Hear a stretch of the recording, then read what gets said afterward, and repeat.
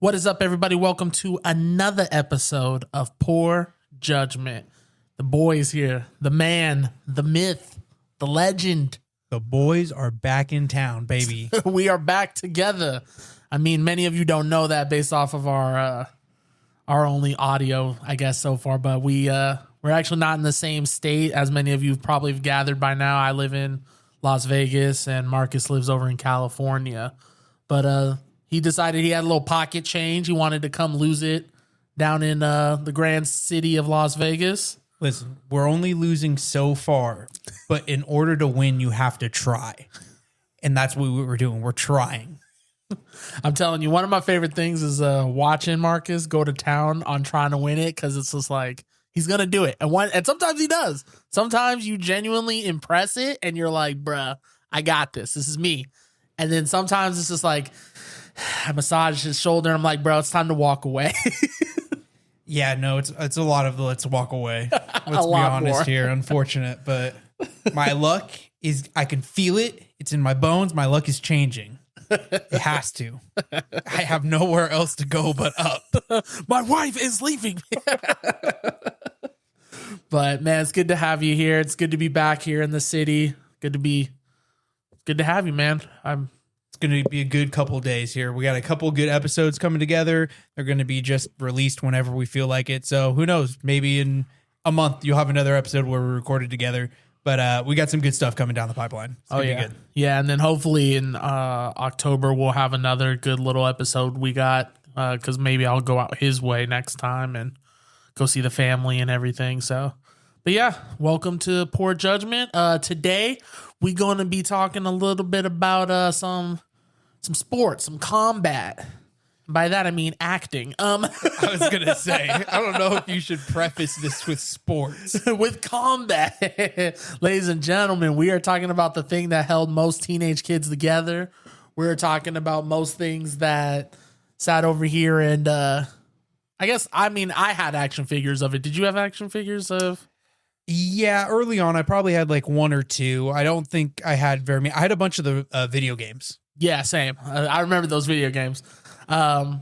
You're all probably like, what the hell? We're talking about WWE, baby. And while scrolling through our Instagram, I decided, okay, you know what? I saw a post that said, oh, here are the Mount Rushmores. And I think they had like Eddie Guerrero and stuff like that. And I was like, I don't know if I put Eddie. I mean, I respect Eddie Guerrero. Don't get me wrong. I loved him, but I wouldn't say he was like a Mount Rushmore. No, wrestler. like your Mount Rushmore are not only the characters or actors or whatever you want to say that like made the entity of WWE what it is, but also like almost like founding fathers. Yeah. Right. Like they made it what it is today, which is now it's on ESPN, which is kind of crazy. Is it really? Yes. Oh, wow. Because I knew they got Netflix involved for a while. They keep bouncing around lately, because at one point they were on TNT. Then they had like Netflix. And so now they're on ESPN. That's what... Is it because of the UFC deal thing? I don't know if it's a part of the UFC deal. I don't know exactly what it is, but I watch Kill Tony, which is another podcast, and Triple H was on it, and he said that you can now watch it on ESPN. So I'll take him at his word. I haven't confirmed, but I mean, if it's coming from Triple H, who's like one of the heads of the WWE. Yeah, I think he's like the CEO. I would trust it. Yeah, that's fair. So, ladies and gentlemen, we're going to be presenting me and Marcus's personal WWE Mount Rushmores. These are the four, that's the only rule, four wrestlers that you feel, I guess, like you said, kind of made WWE, the culture, the what it is now, like what you feel about it. I mean, it's been a while since I've watched it, so I might be a little behind on some people, but I don't know. I don't feel like there's only one wrestler I would make that argument for that's kind of doing it now, but yeah, I think just kind of normally it's going to be older wrestlers. Yeah, most of the ones we kind of grew up with, and a little bit before it, but see how it goes. As also, we have a special treat for everyone here. We have a special thriller pack of Angry Orchard. Yes. And you know, it's funny. We should have saved these for a certain episode we had planned, because I just remembered something. Do you know this was the first alcohol that I drank with you? I drank with you, not Probably at my parents. no. It was well, we're gonna get in trouble for it. It was in the dorms. We drank it because I was like, oh, I've never drank before because I used to be That's hardcore. right. Yeah, I used to be hardcore against drinking. Yes. Because of some family stuff. And so I was like, oh, never. And then you were like, hey, listen, like, if you do want to try, I'll help. I'm here for you. So then I was like, let's try it. And you got me the normal Angry Orchard. That's right. And I remember thinking, wow, this is pretty good. It's not bad. Ciders are very easy to get into, right? They're sweet. Yeah. You've had them before. It's just got a little alcohol into it. Like, Right. It's just spicy apple juice. That's literally all a cider is. Just a little zesty. Yeah. And look at how far you've come. You come from a non-drinker to a podcast that kind of centralizes around drinking. Right. My kidneys hurt. My wife is going to leave me. It's great. So to start it off, holy shit. Sorry, I looked at the label. I don't need to look at it. No. So we have the Thriller Pack, which includes 4 flavors. Marcus, you have Blood Orange, which I do. actually cool. People can't see, but it has a dope Jason mask on it. The other 3 don't have a cool design. They're just different colored. The one I'm going to start off with is Headless Pumpkin because I'm a pumpkin bitch. Yeah, basic. Basic pumpkin bitch. And then the other 2 are Berry Bewitched, which I don't know what that one's supposed to be. And then Sinful Apple, which we both took kind of a guess might be cinnamon, but we'll find out when we crack it open. Yeah, So. I don't know how well I'm going to do with that one because Fireball does not do well with me. So I'll drink it if you want to just take a sip. yeah, that's probably what's going to happen. Because I was slept for Fireball back in the day. So to cheers us off, we're going to do a little not safe for work noise. So turn up your radios if you're ready for it. Are you going to go first or should we do it at the same time? Let's do it together. Let's see if we can get it Okay, together. you're going to count it down? Yeah. Put it up to your mic right there. Oh, Ready? yeah. Before I do it again. 1, 2, 3. All right. Cheers, my boy. Cheers, my boy.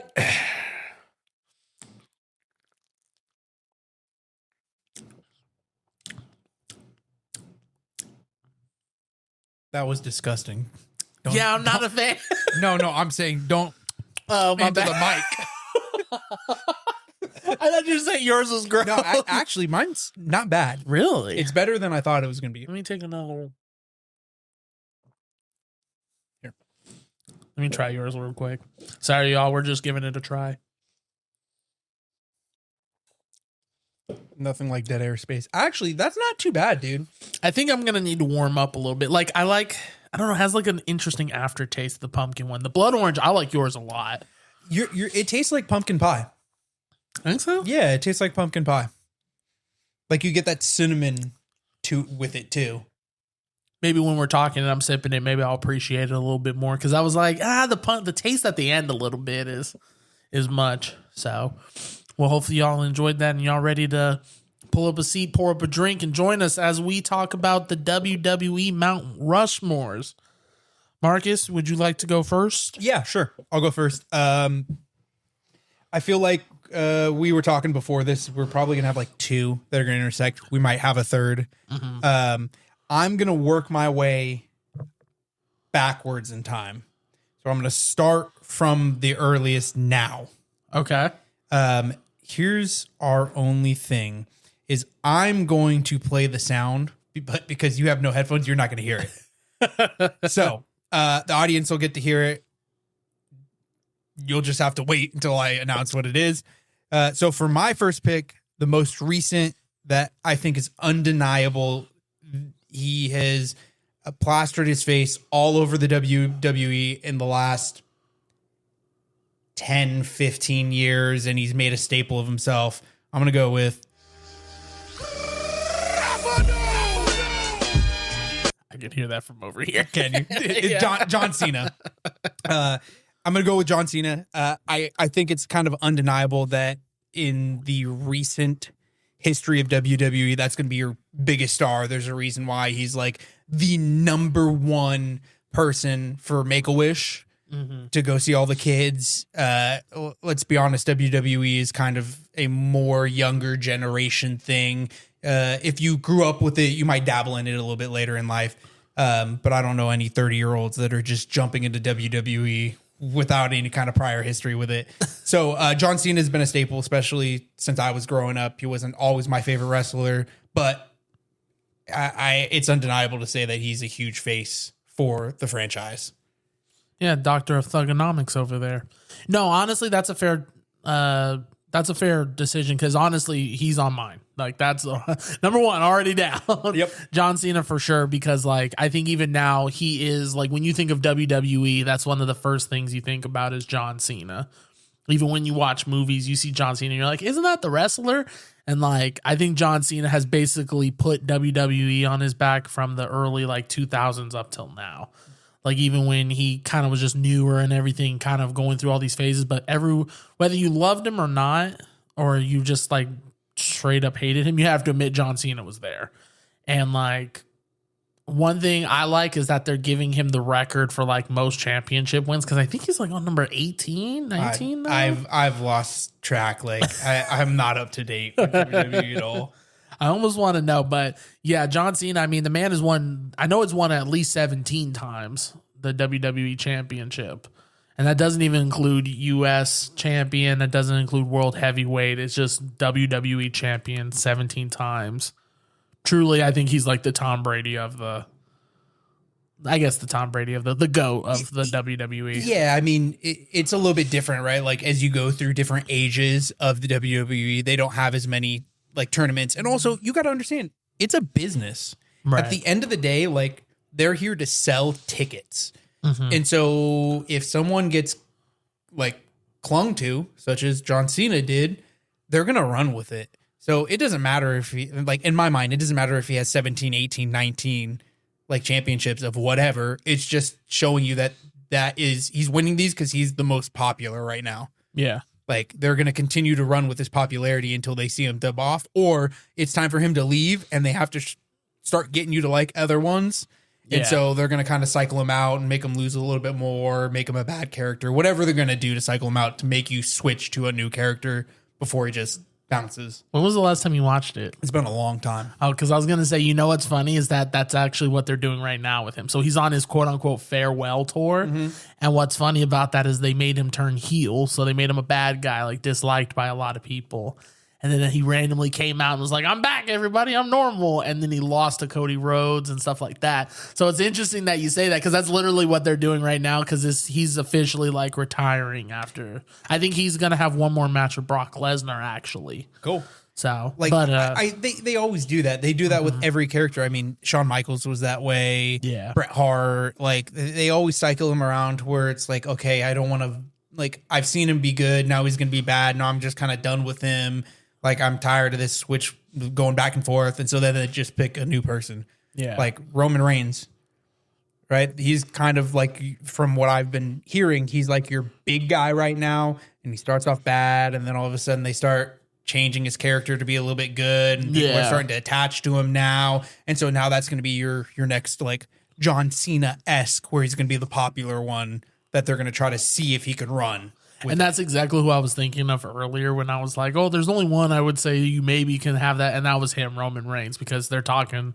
I mean, apparently now he holds the record for like longest championship run, which was like a couple years. Yeah. So it's kind of crazy. Just for reference, though, I had to look it up. 14 WWE championships, 3 World Heavyweight Championships, 5-time United States champion, 2-time tag team, WWE tag team, and 2-time World Tag Team Champion. 20 speaks plus. for itself. Yeah, speaks for itself. All right, what's your number 2? Cool. So we're gonna go. I believe this is going to be in correct order.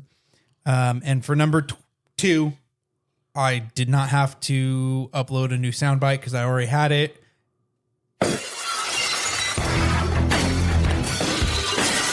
The GOAT, Stone Cold Steve Austin. Right, like he was one of those characters that there was no good or bad. He was just Stone Cold. He did what Stone Cold wanted. He wasn't on teams that he didn't want to be on. He wasn't making friends. Like, they just let him run with his character, and it was great. Like, you had a show that started still turning towards children, right? Early on in like the mid 90s, like, you had scenes where they had the bed out in the middle of the ring and Edge was in there with some girl and she was like basically topless. like, and then they started transitioning to be a younger crowd, and Stone Cold's still sitting up there with beers in his hand, just soaking himself, right? Like, they let him do his character because that's who he was. And he, I think, was still one of those guys that as I grew older, like every once in a while when I'd hear he'd be fighting, I'd kind of join back in for a little bit, like watch a couple of minutes of him out there fighting. Do the stunner. And then I'm out of there. Like, right. That's funny because, and by no surprise, that's also on my list. That's those are the two. Yeah. I'm interested to see what number 3 will be now. But no, I full-heartedly agree. Like, he easily was the best wrestler in the 90s. Like, he had the most charisma with anybody. Everybody loved him. I don't think there was a single person that's like, oh, fuck Stone Cold, I hate him or anything. Every single person I know loves Stone Cold, and that's the bottom line. And everyone, I mean, he's just goated. And even to this day, if he came back, I would hop back on WWE just to watch him wrestle again. I mean, he's probably too old to be doing it, but yeah, he did like a guest appearance one time, and I still watched that episode, and I was like, it was good to see. He'll do it every once in a while. It's just like all the big namers. They'll come back. Like Undertaker came back at some point. And you're like, dude, this dude does not look good. He's too old for this. Yeah. Ric Flair. Yeah. Ric Flair was bad. Yeah. Like, they should have never brought him back. No, but they're trying to like pull at the heartstrings of like this legend coming back. Yeah. So yeah, no, I agree. Yeah, no, I think Stone Cold goated. I think he's absolutely one of the best, if not the best. I mean, there's not really much to say to him besides just how badass he was. I mean, you love the beer. I live every day of my life like it's me on a random Tuesday. Shit, I did it 5 minutes before the pie. And I like that he's had the cultural impact to where he even did that on where like you had like this little kid get off the bus and it was his last day of school with the milk. Have you seen that? Yeah, I love that. So that kind of thing I think just shows an impact that he has on the culture. So I think Stone Cold is for sure on the Mount Rushmore. Question is now, what's number 3? So my next two are kind of in the same era. Okay. I didn't look back exactly. I'm sure one started way before the other, but I know they wrestled about the same time. Not only an icon for WWE, but just an icon in general. And we're going to go. Well, let me tell you something, brother. The man, the myth, the legend, may he rest in peace, Hulk Hogan. Ooh, okay. So, so it's funny because that's also on there, but I just added him like right before we started the pod. Because, and I'll just tell you right off the riff, originally I had Triple H. And I was like, ooh. But then I thought about Hulk Hogan and I was like, he kind of like him and Andre the Giant kind of like they made WWE. Like they're the ones that you started getting like as far as I know, right? Like Hulk Hogan's before our time. Hulk Hogan's like when my dad first like introduced wrestling to me, that's who he would talk about. Like him, Andre the Giant, a couple other people too. So that's really his era, but those are the legends that like I heard of when I started watching, and then they would refer to the superstars before. Yeah. And it was Hulk Hogan. Yeah. Yeah. And I mean, he did a bunch of stuff good right after he got out of WWE. Like he was riding the fame, and then all of a sudden, like a lot of the WWE stars, they start spending their money not wisely, and then they have to sell a certain kind of tape that they recorded, and he just kind of went downhill from there. And it was kind of unfortunate to see. Yeah. Like this icon kind of just falling in real life. Yeah. Well, and I was going to say, did you ever watch his reality show, like him with his wife and kids and everything? I've seen episodes. I never watched it, but like I had seen episodes of it. Yeah. I used to like love that show. That show was funny. But I also was into those like reality shows. I don't know why. When I was younger, I used to really enjoy those. But those were always good. And I was going to say, wasn't he the one that also didn't he create midget wrestling? He might have. Like, I think he used to have like a midget wrestling brand, and then they kind of got rid of it because it just wasn't doing too hot, or I forget what happened with it. There was some reason, because there was I don't know if you remember, there was kind of a time period in WWE when like people didn't want to talk about Hulk Hogan, and it probably had a lot to do with what you just said. And then like he kind of had like this thing going on where I don't know if it was midget wrestling. I'll have to look it up maybe while we're talking, but midget wrestling, or like he had like another wrestling company he was trying to make. And I just remember Hulk Hogan being deeply involved in it, but I just don't remember. They might have brought him in, hopefully, that the name, they could ride the coattails off of his name. For sure, yeah. But I just feel like you can't mention WWE without Hulk Hogan coming up. And so he was the icon that I remember growing up listening to. So he had to be on the Mount Rushmore. Yeah. No, I absolutely agree. Like Hulk Hogan, absolute beast. Him and Andre the Giant literally made WWE. In my opinion. I mean, I know you had great ones like the Warrior, the why am I spacing on his name? This pumpkin. Not the Road War, but what was his name? The you had Randy Savage Jackson, right? The one that was all like from Spider-Man that was like Bonesaw is ready. Yeah. But then what was the one that had the hair? There's the long hair. Mick Foley. No, it was something Warrior.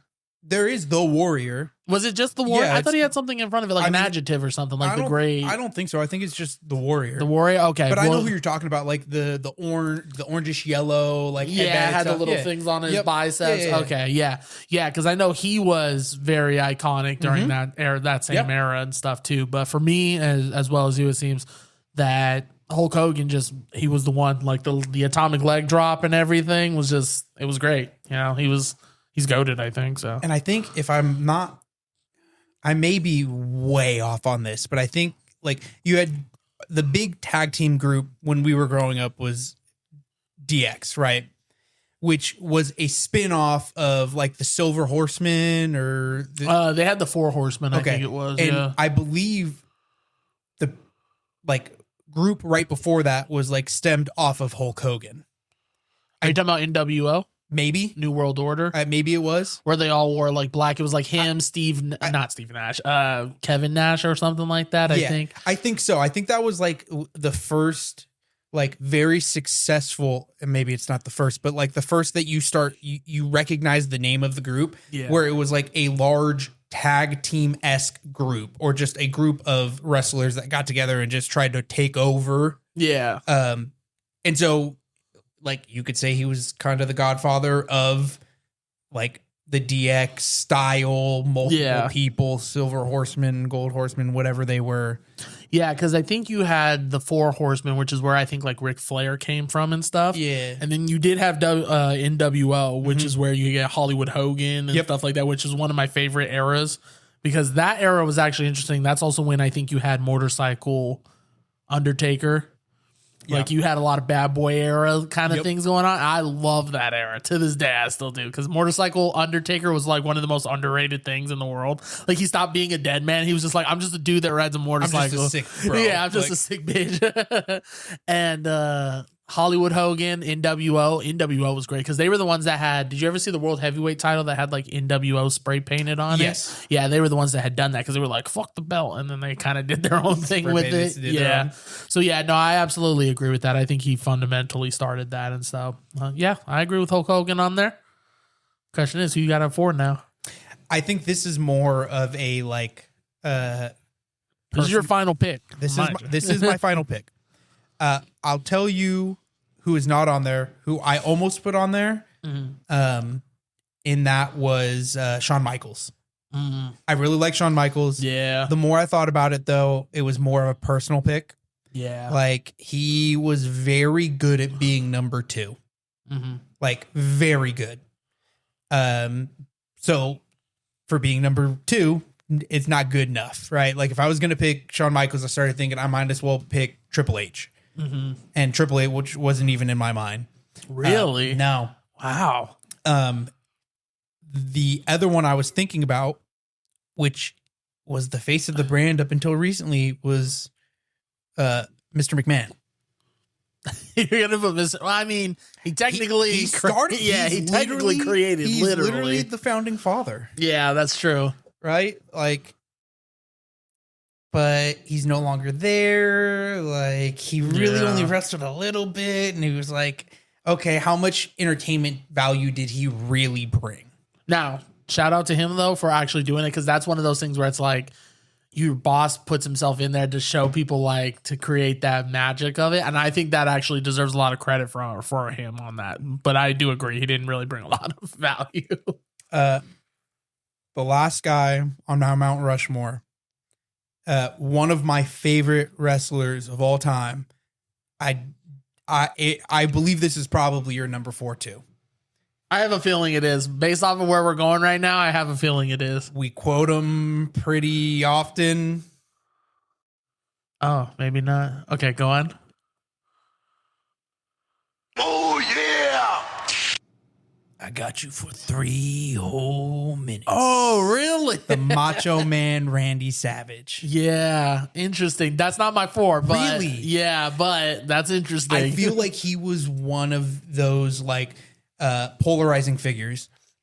Like, he came out there, he was kind of the same way as Stone Cold. Like, they let him do what he was going to do, which was just some crazy dude who's going to, like, torment you in the ring. Right? Really didn't have many ties from what I remember watching, which was very little. And the stories that I hear didn't have very many ties. Like, it was just Macho Man Randy Savage, like, just out there competing.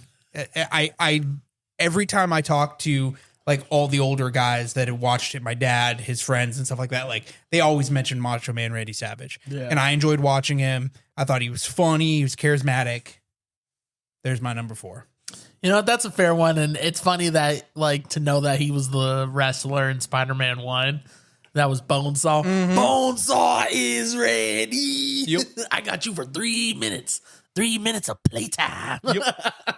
And it's crazy to think that that was him in there, but that's really cool. And, like, yeah, I mean, that's a good pick. He wasn't my number 4, though, because, like, I mean, even though I respect him and I respect what he did, and I do think he's up there, I gotta be honest, I think there's somebody that's better. Did you already mention him once in this podcast? Maybe, yeah. Yeah, I think When I you did. talking about Hulk Hogan? It's your number 4, Andre the Giant. No. Oh, But that was very hard. That was going to be my other one too. Oh, really? Yeah. That was there. He was literally on the cusp, because I was like, he helped Hulk Hogan. It was him and Hogan. And you know what? I almost had Triple H on mine, which is why I'm surprised you didn't have him. I mean, I love Triple H. I love Andre the Giant, but there's just somebody I think that put in a lot more work as far as, like, Oh no, I think I know who you're gonna say. I think you do, because I think you know, No. like, the shame that came with the ending, which I hate that they ended him like the way they did, because prior to that, though, he was goated. Like, when he would show up, you knew this match was going to be different. You knew it was going to be interesting, and I'll just go ahead and say it. Number 4, I gotta say, is The Undertaker. That's not where I thought you were going. Oh, where'd you think I was going? I You thought I was going to say The Rock? thought you were going to say The Rock. I thought you were going to say The Rock. No, negative. No, don't get me wrong. The Rock was good, but he wasn't, like, fundamental when he was actually a wrestler. The Undertaker never once crossed my mind. Really? Never once. Do I think he was a great wrestler? Mm-hmm. Yes. I just never, like, then again, I get that he was one of those where he was like a flash, right? He was always a background guy, and then he came forward, but the reason he came forward is because his brother also came forward, right? Like, you had the Undertaker and Kane, and, like, they're very spooky coming out from underneath the fucking the ding, like- the smoke. I get it. They were very hot for a while. But I just never thought of them as, like, quintessential. See, and I thought that they were essential to everything, because I think they helped. Like, you had Stone Cold, but then you also had somebody else that was over here on this side that was also just as, like, in that realm of, like, because I think that era, that's the best era, was like that 90s to early 2000 era, where you had Stone Cold, you had Triple H / DX, you had, and then I would say the third person in that was the Undertaker. And I just felt like in that era, like, Undertaker was great, and then he was able to, unlike the others, and maybe it's, I don't know, longevity or whatever it was, he was able to still transcend into that next early 2000s, which I do agree in the beginning, he kind of wasn't like back. He was just like the dead man, just randomly showed up, thought who he wanted. And towards the end of his career, I do think that they kind of gave him a helping hand. I don't know how else to word it. Like, they're like, come on, old man. Like, you know, because some of those moves I saw, I was like, man, stiff. Yeah. He is stiff and old. So I think that he was, and prior to him losing WrestleMania, I mean, the man was 19-0 in WrestleMania. He never lost a WrestleMania match. And you kind of were like, okay, who's he fighting this WrestleMania? Is it about to be the one he loses? And I think that created excitement. But I will say, even though it had to make sense, I didn't like that he lost in WrestleMania to like Brock Lesnar. It had to make sense though, because one, no fucking 40, 50 years. He might have been 50 when they did it.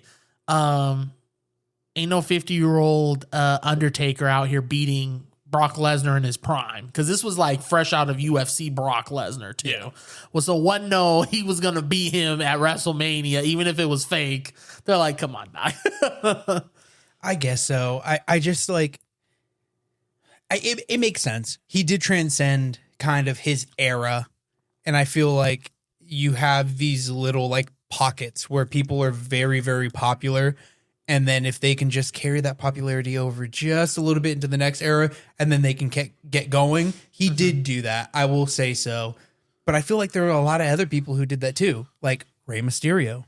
Yeah. Rey Mysterio did that. He was very popular at the beginning. He kind of faded back a little bit. And then for whatever reason, he made a comeback. And it wasn't like he was completely gone. It was just like all of a sudden he just popped up again and gained popularity. The Hardy brothers. Yeah, the Hardy brothers were good during their. I just don't think they exploded enough. I think people love Jeff. I don't think enough people liked Matt. Yes. Matt was just okay. People love Jeff Hardy, though, because he was the one jumping off of everything. Flyers. Yeah. Yeah. I'm trying to think if there anyone else who really. No, nothing that like pops out instantly. I'm sure if I went back and like was looking at the roster. There's one you're not thinking of. Who? Randy Orton? Randy Orton. You know what? He's still doing it too. I enjoyed Randy Orton. I didn't necessarily like his character. But then again, when you're a kid, right, you're always rooting for the good guy. Like as you start getting older, you can start being like, oh, dude, I like this guy's like character. I like the gusto of this guy. Yeah, like, you start understanding it a little bit more. Yeah. Yeah, because you're right. When you're a kid, you're like, oh no, he beat up Rey Mysterio. But then like now you're like, man, fuck Rey Mysterio. Well, I hated what was his original name? Mr. Kennedy. His new name's Mr. Kennedy. It wasn't the Irish one, was it? No. No. It used to be Mr. Kennedy. Now it's Mr. Anderson, I think. He switched over to like EDU or whatever it was. I didn't like him when he first came out, and then he started having these just like back and forth with people, and I was like, hey, you know what? I enjoy his gusto, just like Edge. I did not like Edge when I was a kid, and then as you start growing up, you're like, oh, this guy's kind of like a little badass. Like he's a little crazy upstairs. That's kind of cool. Yeah, I think I appreciated Edge more now, like as an adult, but old Edge, because I don't like. I think Edge needs to sit down. I don't watch the new stuff, so I don't know. Yeah, I don't really watch it either, but they're still trying to. I don't think he's with WWE anymore. I think he's with AEW now, because which is a whole nother conversation, because how are you going to have Cody Rhodes start it, and then WWE is like, hey, Cody, you want to come back? And he's like, okay, I'll see you guys later. Bye. Yeah, and just leave them to fend for themselves. Are we doing part 2? Yeah, we'll do part 2. Here we go.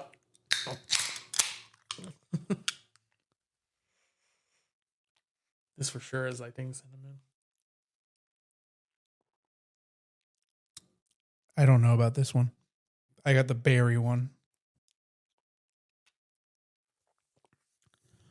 I got the sinful apple. No. Honestly, it's not bad. That berry one's just kind of weird. I don't think you're going to taste the cinnamon that much. Oh, yeah. Oh, can you? Bro, that's straight fireball. Oh. Yeah, I do not like that berry one. All right. It's not awful, but no, it's not. All right. I don't think it's the best one. Which one's the best so far? I think I'm going to go Blood Orange, Sinful, Apple, Pumpkin, Berry. And I'll do Blood Orange, Pumpkin, Berry, Sinful Apple.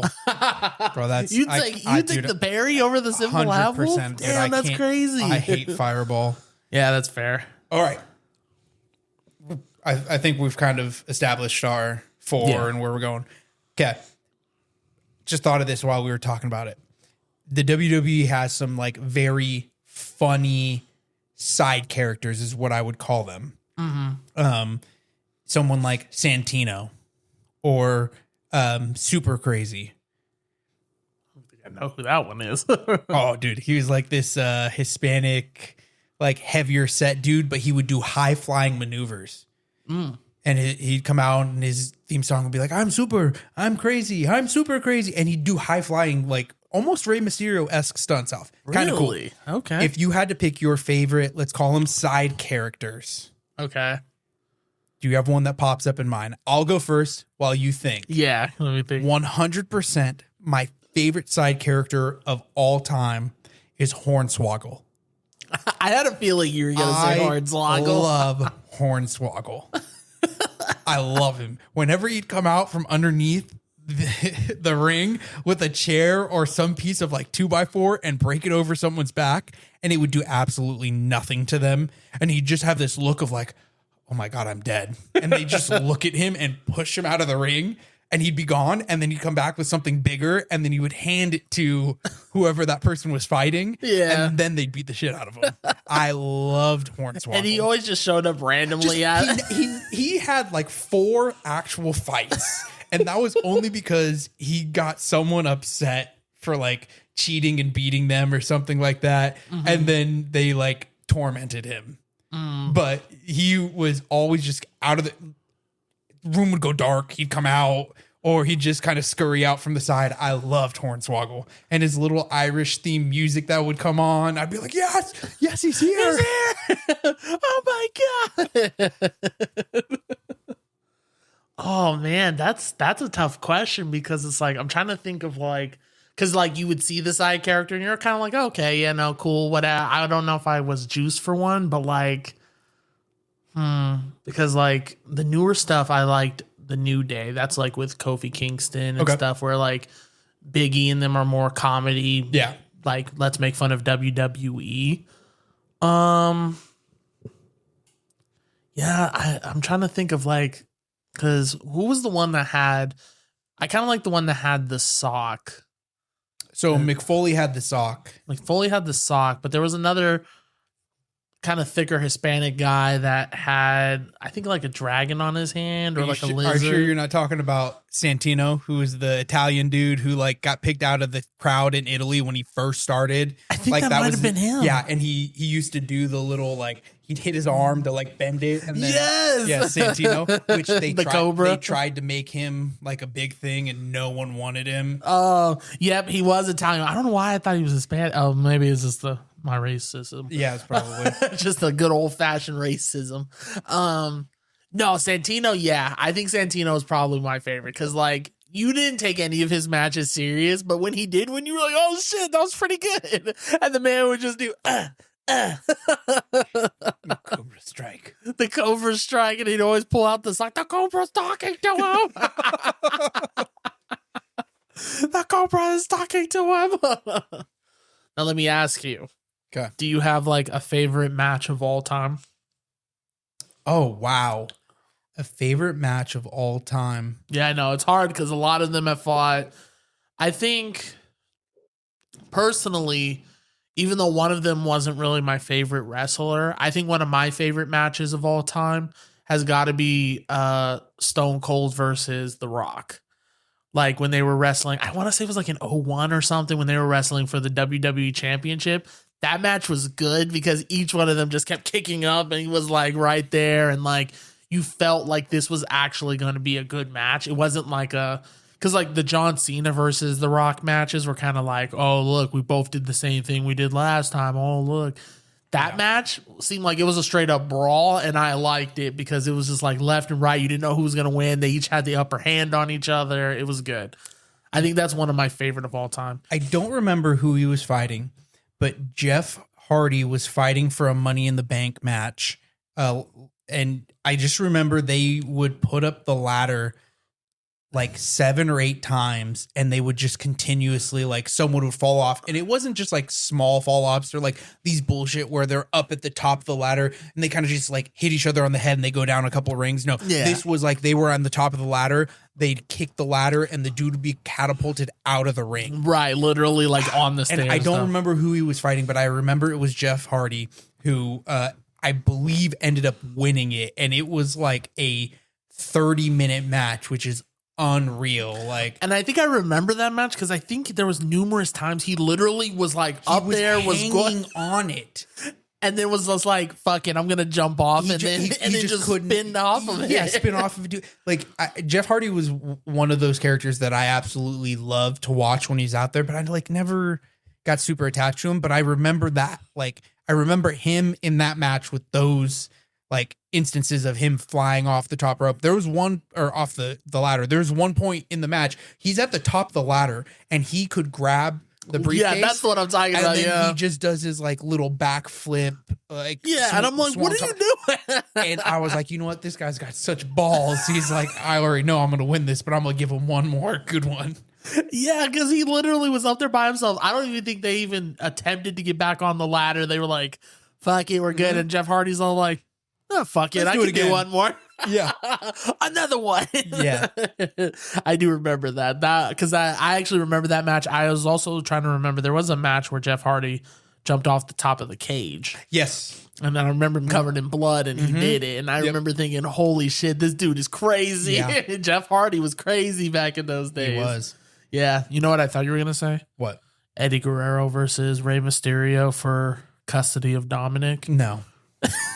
No. Ain't that crazy? That was an actual match. Stupid. They were going to wrestle to see who was going to take care of a child. Ridiculous. Well, ladies and gentlemen, that's going to do it for us here on Poor Judgment. As always, we encourage you to pull up a seat, pour up a drink, hit that like, subscribe, leave a comment on your Mount Rushmore of WWE or even your favorite matches, favorite characters. And we'll see you next time. Adios, muchachos.